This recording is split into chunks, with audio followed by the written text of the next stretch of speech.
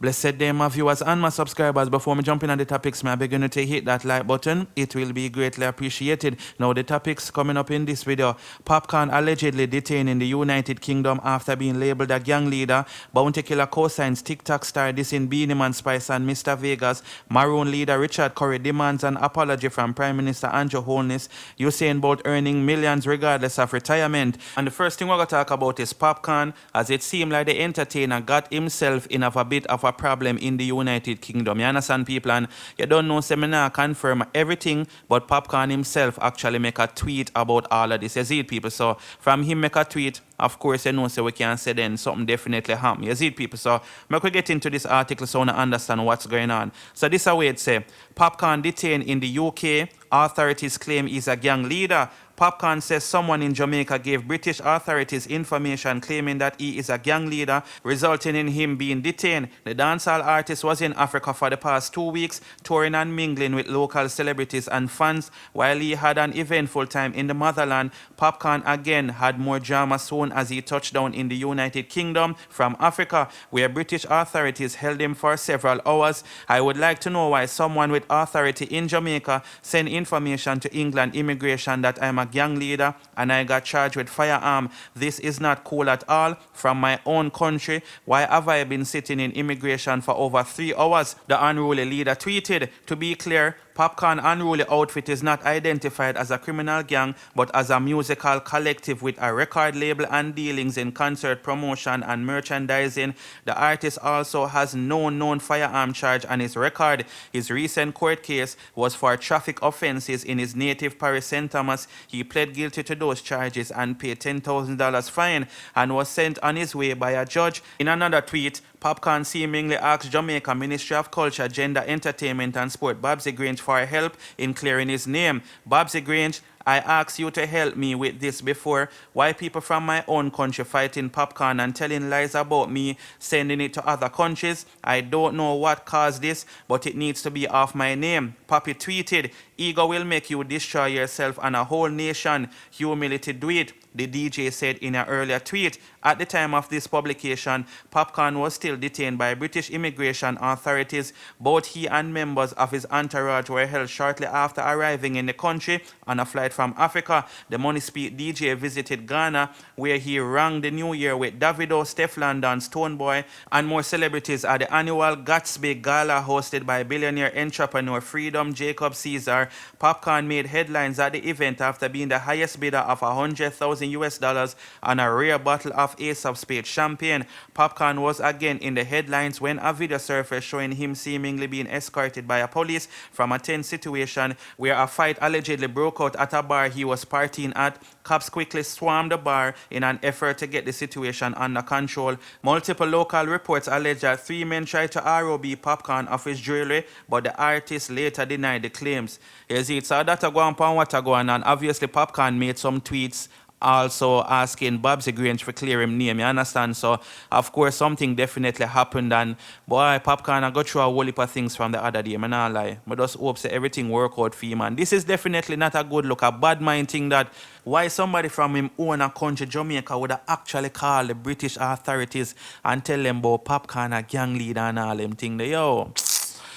Ah, boy. Anyway, people, let me know what you guys think about this in the comment section. So now we're going to talk about the Maroon leader actually demanding an apology from Prime Minister Holness. You understand, people? So that we'll get into the article right away. So it's a Maroons demand apology from Andrew Holness. One of the things that the new chief of the Accompong Maroons, Richard Curry, is well respected for is his commanding ability to communicate his point of fighting for his people to the end. According to his followers, he has a drive and passion that would almost make him seem like a reincarnation of their historical leader Kojo, who fought off the British Army and eventually signed a peace treaty with them that gave them political and land sovereignty. With the recent outrage of the Prime Minister against the indigenous group, the Maroon leader decided that he would not be stepping aside to allow words of misrepresentation being thrown out in the air which refutes the sovereignty of his people, and stepped up to their defense by drawing for an actual proof of their autonomy, which he read out a few days ago on his Instagram account. Today again,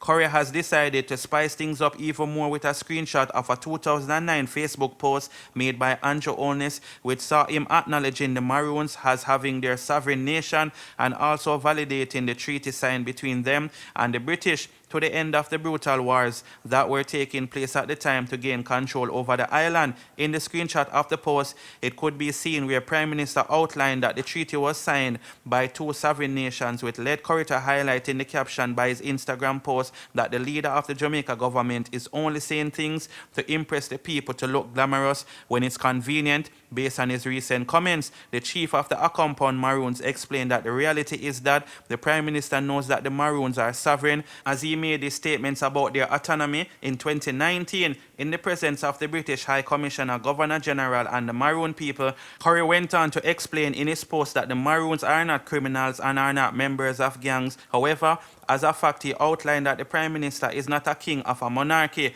but only a member of the Queen's Court in a court with a constitutional monarchy as their government. With that said, the chief of the ARRE Maroon stated that it is clear that Jamaica is not a unitary sovereign state, contradictory to what Andrew Holness said in his recent conference. When asked about the relationship that the government has with the indigenous group, to conclude, Curry stated that the Maroons are demanding an apology for what he said about their sovereignty, while he brought up the point that communication to diplomacy is like blood to the human body.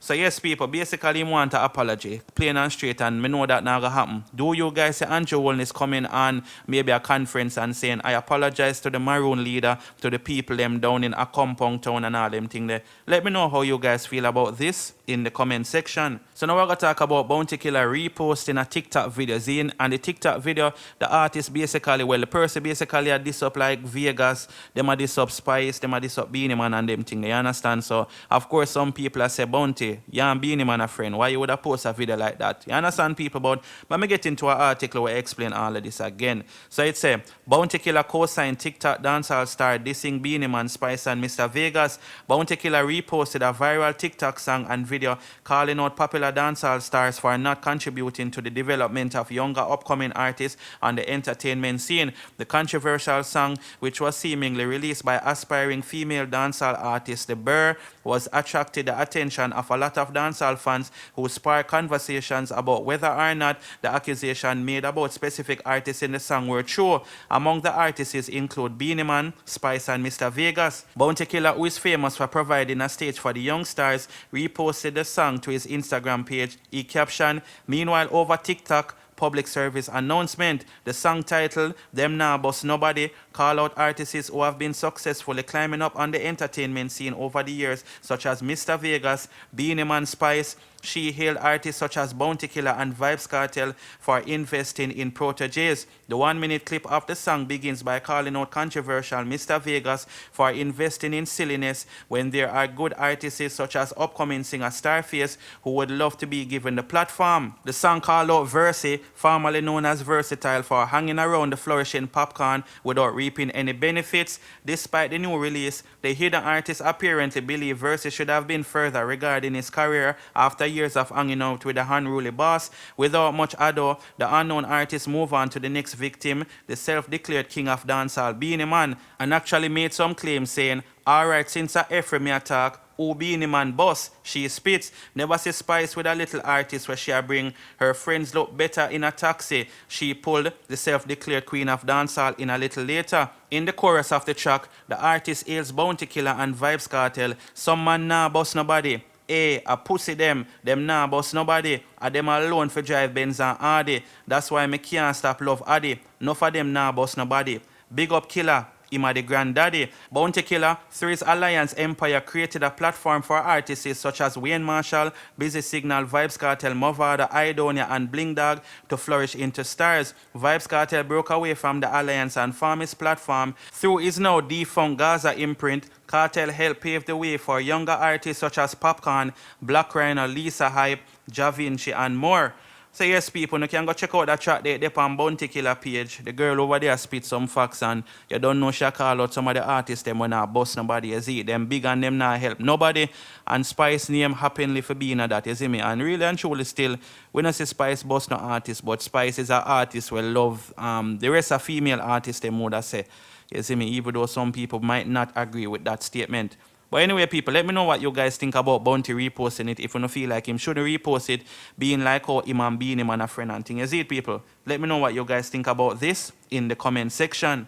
So now we're going to talk about legendary sprinter Usain Bolt earning millions regardless of retirement, which is not really a surprise.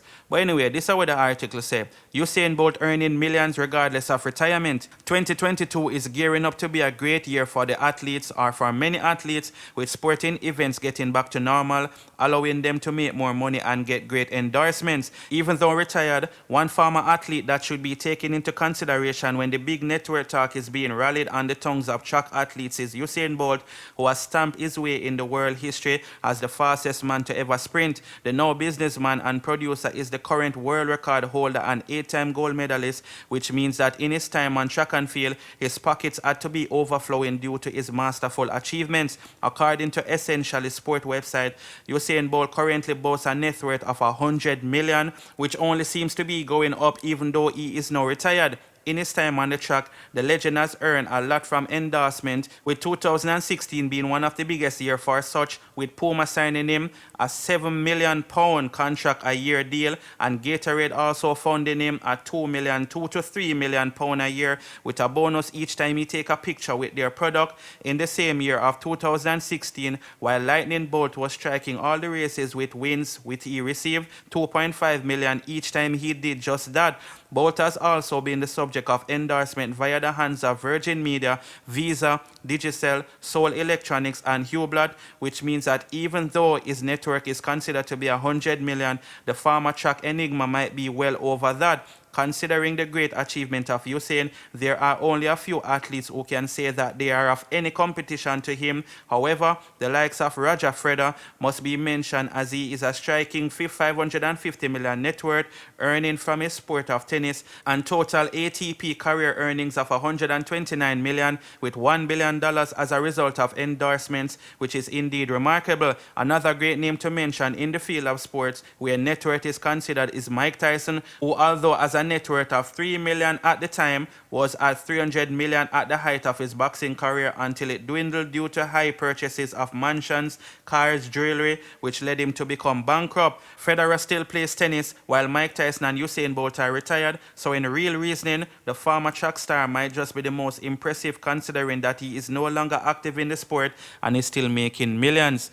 You see it, people. So big up to Usain Bolt. As I said, this is no surprise, car. Remember, say them man they signed big deals, lifetime deal, so all when them man they sit down now do nothing, him still a make money. Understand, people? But let me know what you guys think about this in the comment section. And that's it, people. Thanks for watching the video. Don't forget to like, share, subscribe, and turn the bell on. Bless upon yourself and keep safe. I'm out.